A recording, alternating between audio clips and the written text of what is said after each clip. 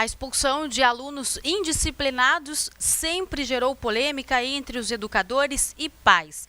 Agora, esta prática pode acabar caso o Conselho Estadual de Educação aprove uma norma que prevê o fim da expulsão.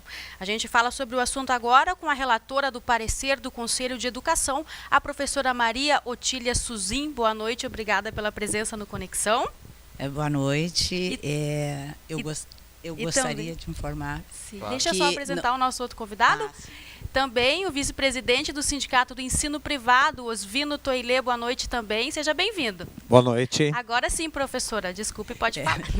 Na verdade, eu acho que é importante informar que eu não sou a única relatora do parecer. Esse parecer tem 3 relatorias. Né? Uma das relatoras, Eu sou uma das relatoras do parecer. Junto com quem, professora? Junto com outros 2 relatores, um representante da APAI, a professora Neuza Salaberry, e o representante dos estudantes no Conselho Estadual de Educação, o conselheiro Thalisson. Certo.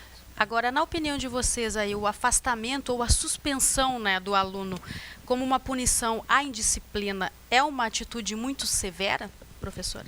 Eu acho que nós temos que olhar esse parecer não só pela questão do afastamento ou não afastamento do aluno, mas sim da forma como ele foi construído enquanto o ato pedagógico que deve ser desenvolvido na escola para que não se chegue ao extremo de expulsar um aluno da escola ou de privá-lo desse espaço, que é um espaço próprio dele e que a própria Constituição garante enquanto direito, né, constitucional de estar na escola.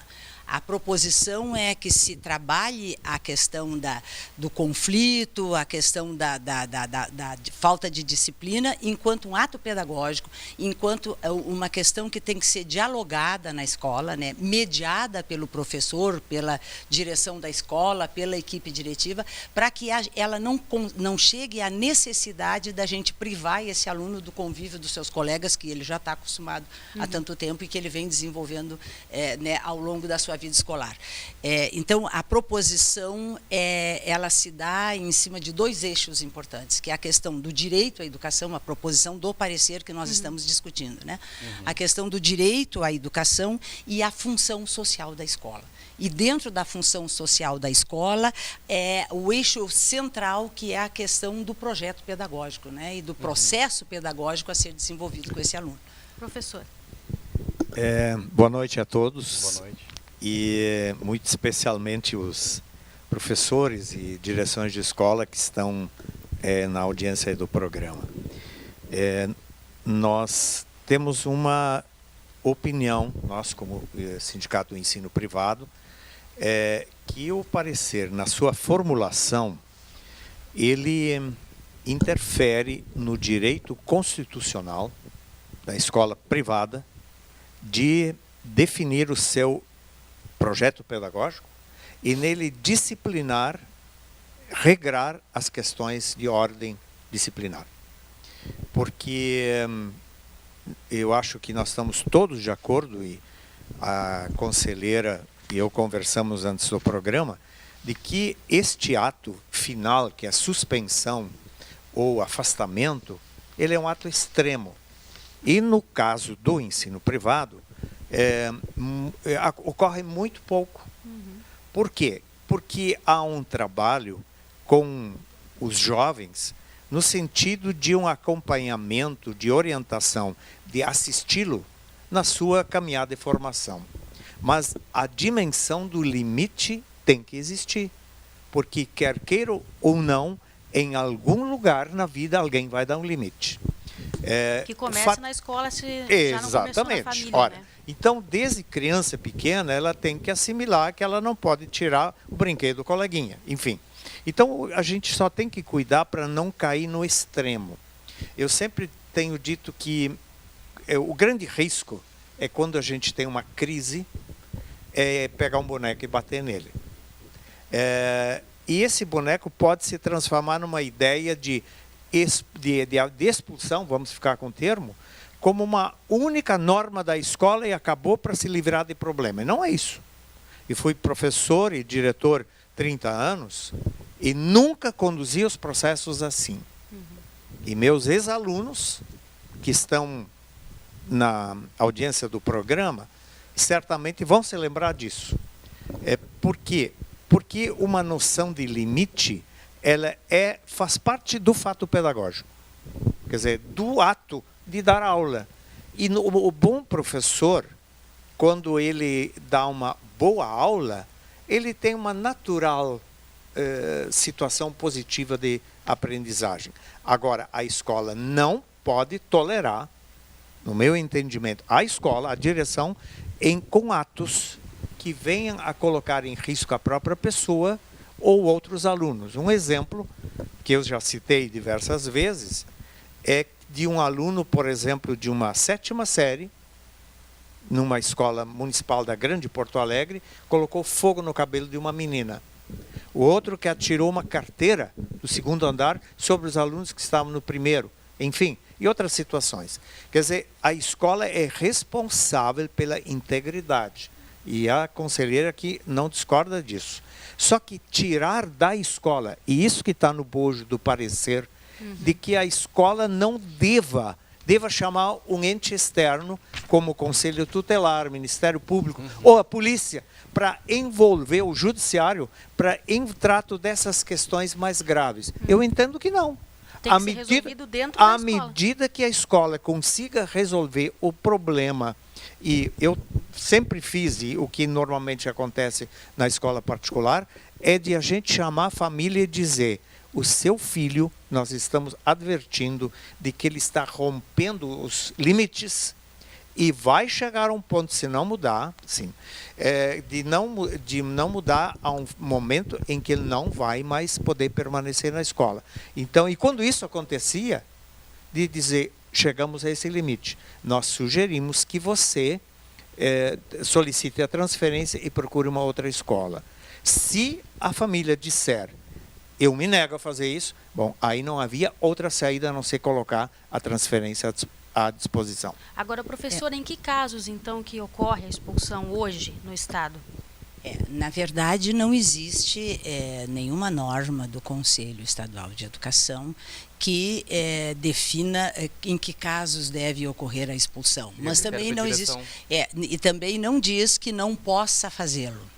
Essa discussão que nós estamos trazendo aqui é exatamente para tentar responder uma consulta do Ministério Público, que consultou o Conselho Estadual de Educação dizendo se pode ou não pode transferir compulsoriamente alunos ou, enfim, suspender. Qual é a discussão que a gente faz? Eu retomo novamente, quer dizer, a discussão que se faz é que a escola é um espaço educativo, a escola é o espaço institucional da formação do sujeito e ela tem como competência e obrigação formar para a cidadania. O que significa formar para a cidadania? Significa formar um sujeito responsável pelos seus direitos e que também tem deveres. Portanto, esse sujeito que vai provocar um mal para um colega, vai danificar o patrimônio público, este sujeito não está acobertado não por essa resolução, por esse parecer. Nós entendemos que essa não é competência da escola, porque para isso existe lei. Existe o Estatuto da Criança e do Adolescente, existe o DECA, existe, enfim, o Conselho Tutelar, e não é competência do Conselho atuar nesse processo.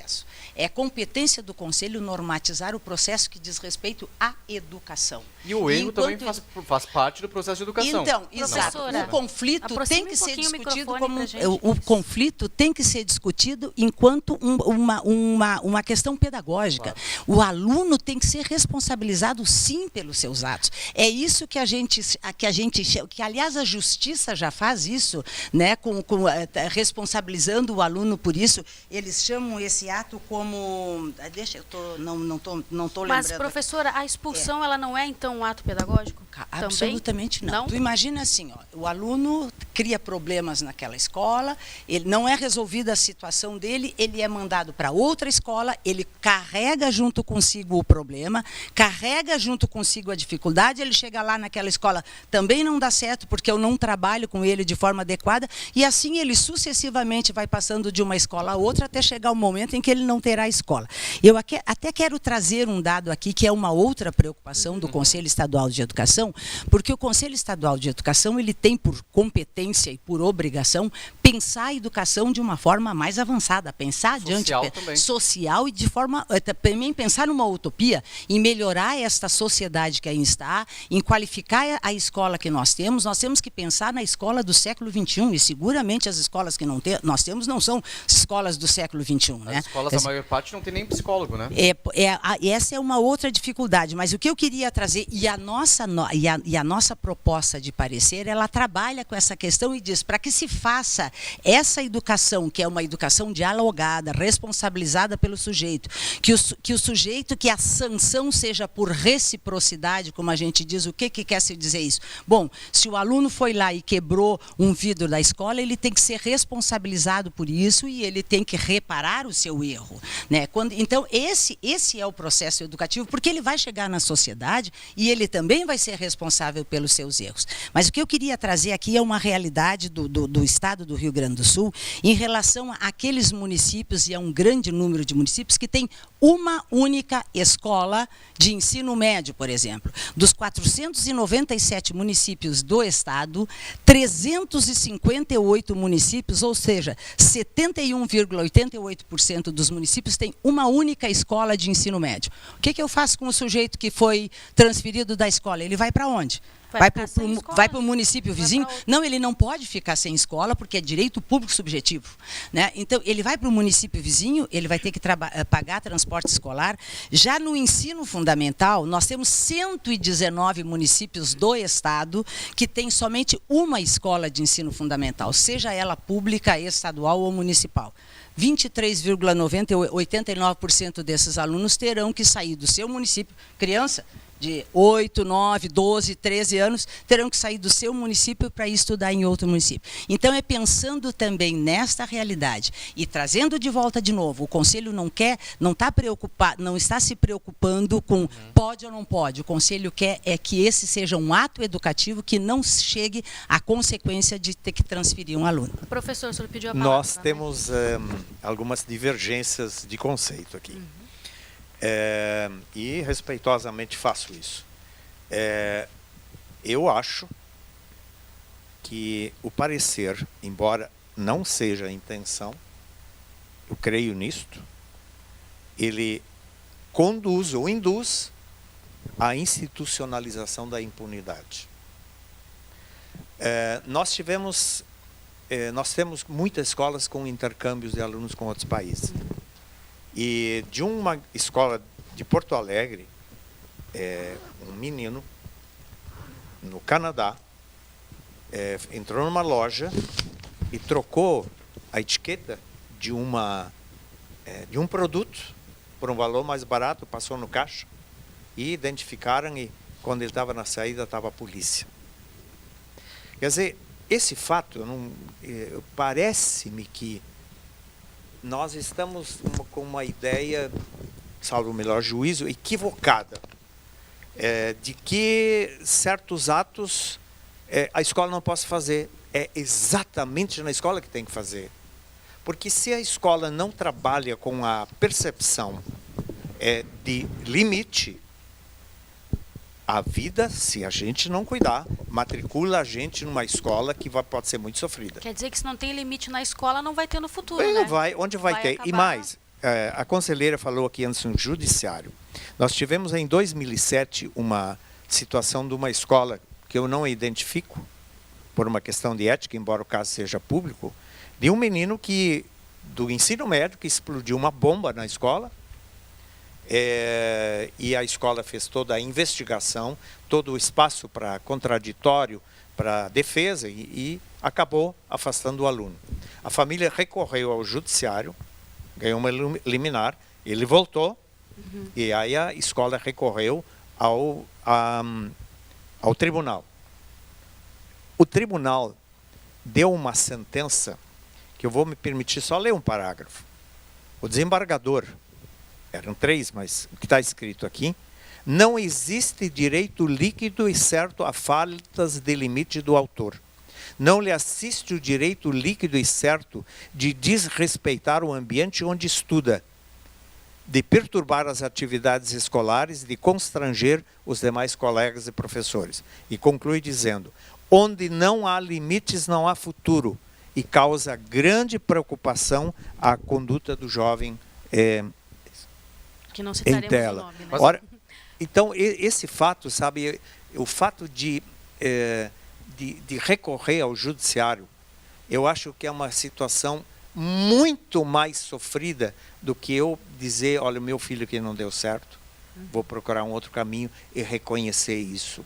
E esse fato, à medida que a gente puder tratar isso em nível da escola, nós vamos ter um encaminhamento da questão de uma forma muito mais humana do que um órgão externo. Bom, é bem comum a gente ouvir, principalmente dos mais velhos, que aquele comentário que hoje em dia a educação é menos rígida que antigamente. Vocês concordam? Perfeito. Eu acho que uma coisa que a gente tem que considerar, e a seriedade, a importância da afirmação, no sentido de que o Conselho Estadual de Educação, com a proposta desse parecer, estaria institucionalizando a impunidade, ela não procede na medida em que eu disse e reafirmo: o Conselho Estadual de Educação não considera que seja correto o aluno colocar em risco a vida do seu colega, o aluno bater no professor, o aluno quebrar a escola sem que ele seja responsabilizado por isso.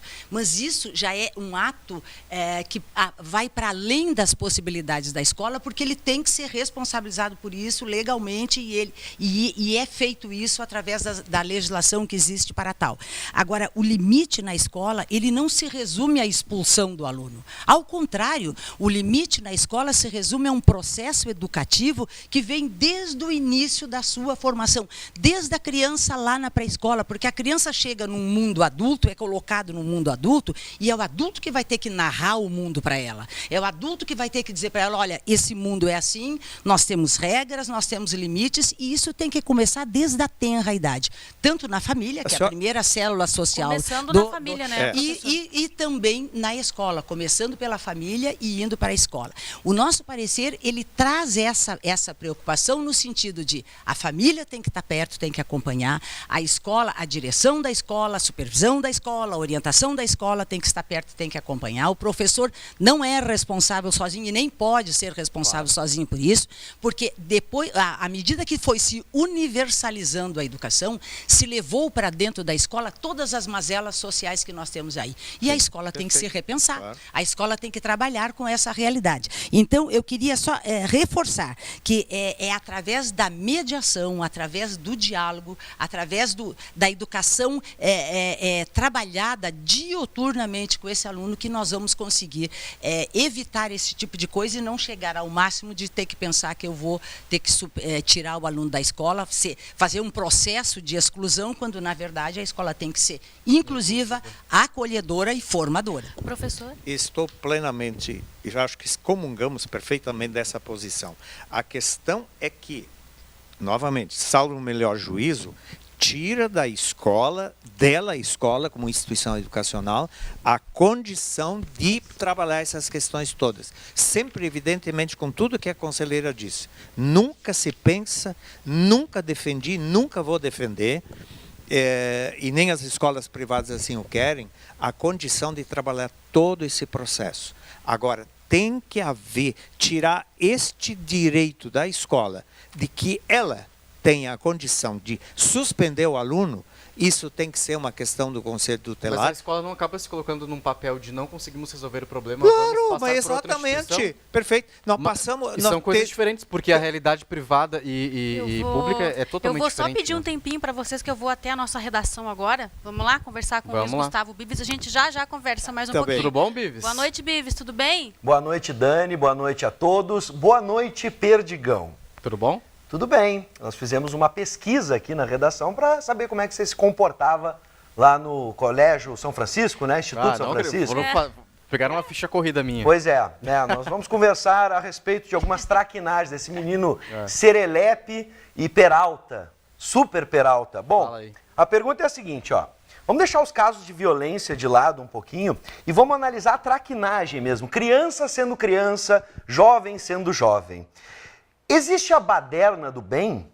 O Perdigão, né, como eu disse, que é um baderneiro aqui na redação, é um badernista que gosta de aprontar aqui, a gente está sempre brincando, né, aquelas brincadeiras que o grupo faz. O que vocês acham? Será que existe a baderna do bem? Vamos assistir esse primeiro vídeo. Tá tirando foto aqui.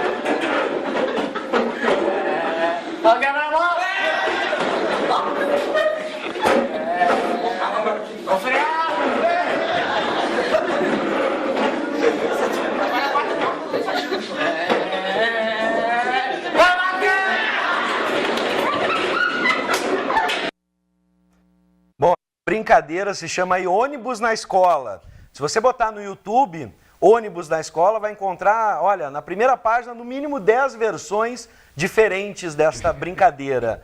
Né? Tem uma versão, só para vocês terem uma ideia, uma outra versão que o cara não se dá muito bem. Olha o que o Ferinha fez aí, roda. Direita!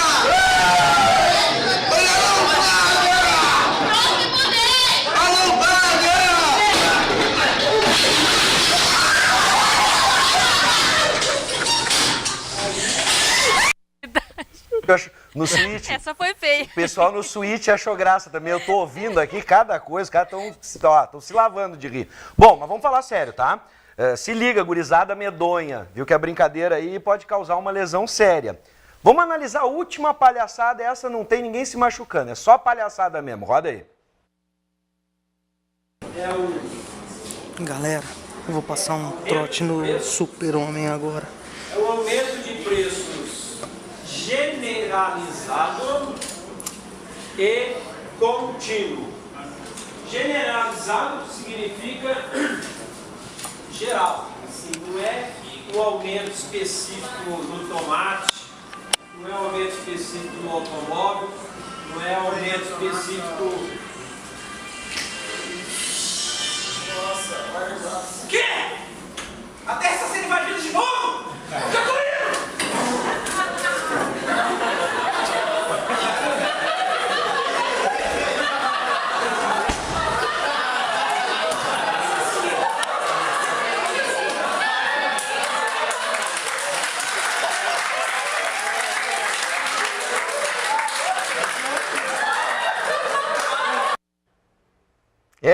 Tem muita gente que pode estar rindo agora, né? E, ninguém achou graça no Switch.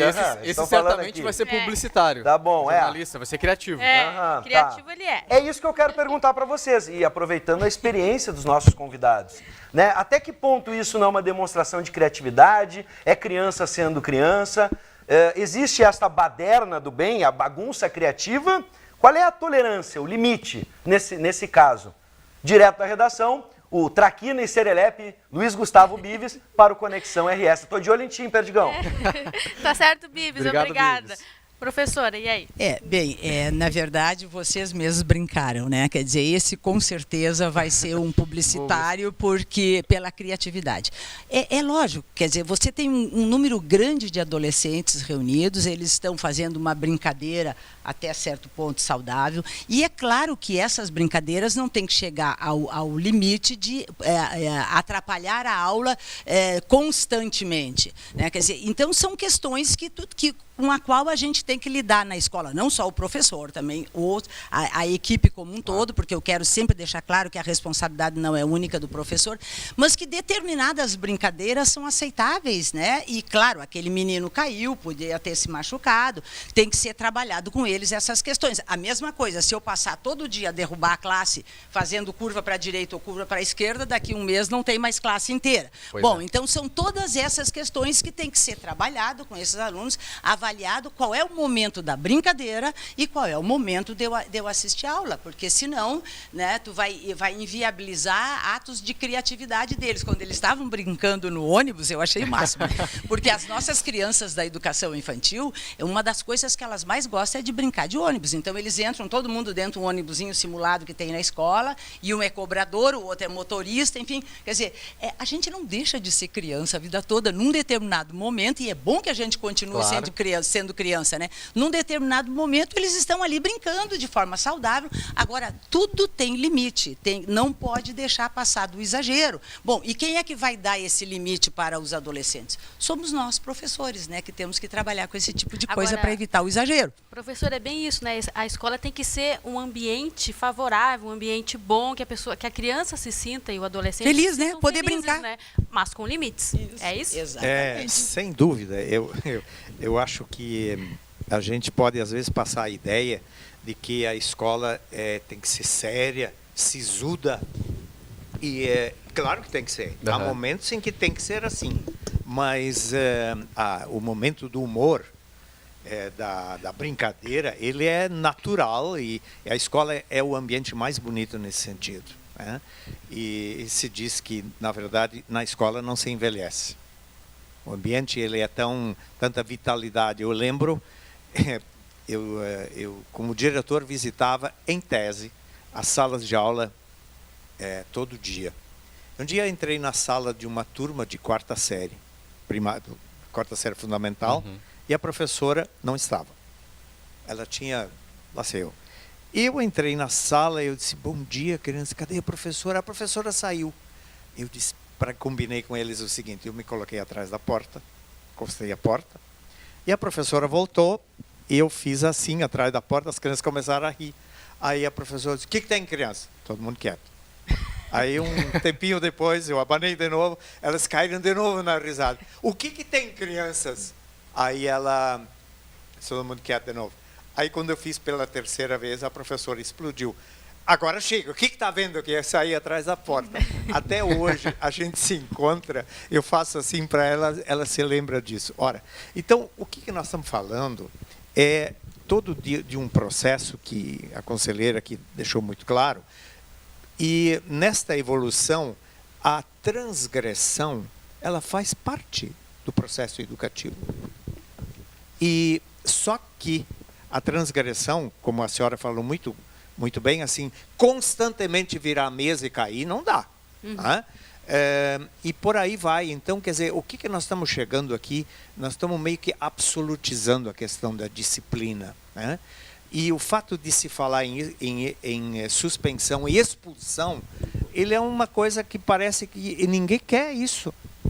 E vamos dizer que é muito sofrido para alguém que tem que tomar isso. Agora, o que eu estou discutindo, e aí nós não temos concordância, de que um órgão externo à escola tem que fazer isso. Eu acho que aí sim que ele passa. Aí ele fica, como você disse antes, ele fica uma coisa assim, não consigo mais, passa para o conselho tutelar. E o conselho tutelar, até que consiga dar um encaminhamento, o que acontece lá na sala de aula, e quem responde por isso, é isso. Tá certo, eu quero então agradecer a presença de vocês. Eu sei que a gente tem muito mais que falar, mas o nosso tempo infelizmente é curto. A gente vai ter um novo encontro, eu prometo, porque até os pais que estão em casa, os alunos querem ouvir muito vocês falando sobre esse assunto. E nós temos uma série de perguntas anotadas aqui para fazer. Que a gente não conseguiu fazer, o tempo voou. Mas obrigada, viu, pela presença aqui no Conexão. Tá com certo? muito prazer. Obrigada também, tive muito prazer em estar dialogando com vocês e nos propomos a voltar quando for possível. Com certeza. A gente vai para um rápido intervalo, na volta tem as estreias nos cinemas, mas antes tem mais música, vamos lá? O que a gente vai ouvir?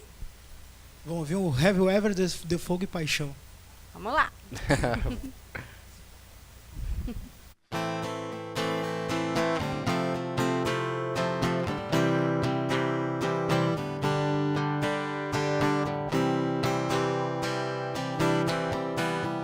Você é luz, é a estrela e luar, manhã de sol, meu iaia, meu ioiô. Você é sim e nunca meu não. Quando tão louca me beija na boca, me ama no chão.